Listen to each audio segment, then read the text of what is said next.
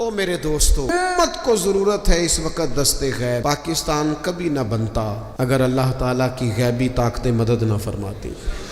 پاکستان کبھی نہ بچے گا اگر خدا کی مدد شامل ہے۔ ہمیں اجتماعی طور پر رجوع اللہ کرنا ہے۔ ہمارے جتنی انفرادی مشکلات ہیں، ہم کسی تکلیف میں دکھ میں مبتلا ہیں، اللہ کی طرف رجوع کریں، اپنے رب کی بارگاہ کی طرف رجوع کریں، اور جو ہمارے اجتماعی مسائل ہیں ان میں بھی اللہ کی بارگاہ کی طرف رجوع کریں۔ جب ہم یہ رجوع کریں گے مالک کے حضور تو پھر اللہ ہمارے لیے راستے واضح فرمائے گا۔ یہ رجوع کس طرح کیا جائے؟ میں نے اپنے ساتھیوں کے ذمے بالخصوص جو یہاں خانقاہ شریف سے وابستہ ہیں، وہ اگر سمجھیں کہ میں حکم دے رہا ہوں تو اس کو حکم سمجھ لیں، اور باقی اگر احباب میری بہت زیادہ درد مندانہ گزارش سمجھیں تو یہ میری گزارش سمجھ لیں۔ 5 وقتہ نماز کے ساتھ کچھ تھوڑی سی عبادت رات کی ضرور شروع فرمائیں۔ 2 رکعت ہو جائے لیکن رات کو تنہائی میں اپنے رب کی بارگاہ میں عبادت کے لیے ضرور حاضر۔ حضرت عبداللہ ابن عمر رضی اللہ تعالیٰ عنہ فرماتے ہیں کہ مغرب کی نماز پڑھ کے کچھ لوگ گھر چلے گئے، ہم لوگ بیٹھ گئے کہ تھوڑا سا تو ٹائم ہے، عشاء پڑھ کے ہی جائیں گے۔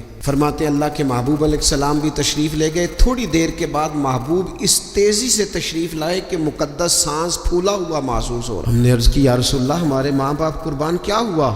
تو محبوب فرمانے لگے کیا کر رہے ہو؟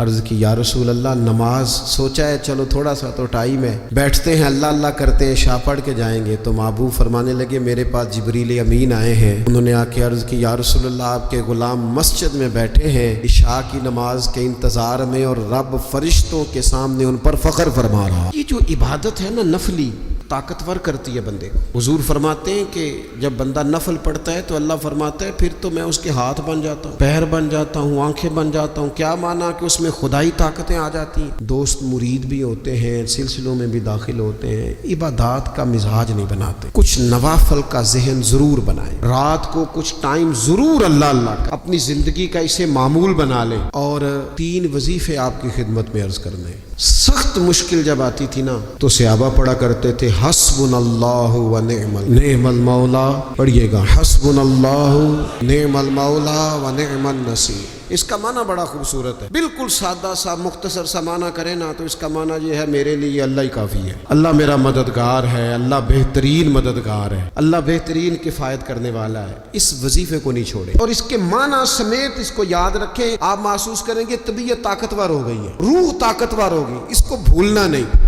اور دوسرا آپ سے عرض کرنا ہے کہ اعلیٰ حضرت چونکہ ہم سلسلہ طریقت میں فاضل بریلوی سے وابستہ ہیں، اور باقی جتنے بھی لوگ ہیں سارے ماشاءاللہ انہی سے وابستہ ہیں، اعلیٰ حضرت نا لا حول ولا قوت الا باللہ العلی العظیم پڑھنے کی بڑی فضیلت بیان کر۔ یہ ایسا وظیفہ ہے جو سب کو آتا ہے نا ماشاءاللہ۔ نبی پاک علیہ السلام نے فرمایا یہ اللہ کے عرش کے خزانوں میں سے خزانہ۔ اعلیٰ حضرت فرماتے ہیں 99 دفعہ پڑھو لا حول ولا قوت الا باللہ العلی العظیم۔ فرمایا اللہ تعالیٰ تمہیں 99 بیماریوں سے شفا دے گا، اور اس میں سب سے چھوٹی بیماری ٹینشن کی بیماری ہے، سب سے چھوٹی بیماری غم کی بیماری ہے، چھوٹی، باقی بڑی بڑی ہوں گی۔ اس وظیفے کو نہیں آپ نے چھوڑنا، اور یہ پابندی کرنی ہے، کریں گے انشاءاللہ تعالیٰ۔ تیسرا وظیفہ ہے درود پاک۔ یہ بندہ درود پاک پڑھتا ہے تو پتہ ہوتا کیا ہے، 1 بار پڑھو تو 10 رحمتیں، 2 بار پڑھو تو 3 بار پڑھو تو 4 دفعہ پڑھو تو پھر تو چاروں جانب رحمت ہی رحمت ہو جاتی ہے۔ درود پاک کو کبھی نہ چھوڑو اپنی زندگی میں۔ آج آپ اپنے آپ سے عہد کریں کوئی رات ایسی نہ گزرے کہ درود پاک پڑھے بغیر ہمیں نیند آ جائے۔ یہ ذہن بنا، یہ 2 وظیفے اور تیسرا درود پاک۔ چوتھی بات آپ کی خدمت میں یہ عرض کرنی ہے کہ رمضان شریف آ گیا ہے۔ رمضان شریف کا قرآن پاک سے اس لیے گہرا تعلق ہے کہ شہر رمضان الذی انزل فیہ القرآن، رمضان کا وہ مہینہ ہے جس میں اللہ نے قرآن نازل کیا۔ اس ماہ مقدس میں قرآن مجید کے ساتھ اس طرح کی دلچسپی پیدا کریں کہ جن کا ناظرہ ٹھیک نہیں ہے وہ قرآن مجید ناظرہ ٹھیک کریں، اور جن کا ناظرہ درست ہے وہ کنز الایمان لے لیں، خزائن العرفان تفسیر لے لیں، رکوع کم از کم صبح میں، ایک شام میں، اور پورا پارا پڑھیں، پھر تو لطف نصیب ہو جائے۔ تھوڑا سا نا دلچسپی پیدا کریں قرآنی علوم کے۔ بڑی خشکی ہے، بڑے شعر یاد ہیں، بڑی کہانیاں یاد ہیں، بڑی باتیں یاد ہیں، پر قرآن پاک کے ساتھ ہماری وہ دلچسپیاں موجود، خاص ذوق پیدا کریں قرآنی تعلیمات کے ساتھ۔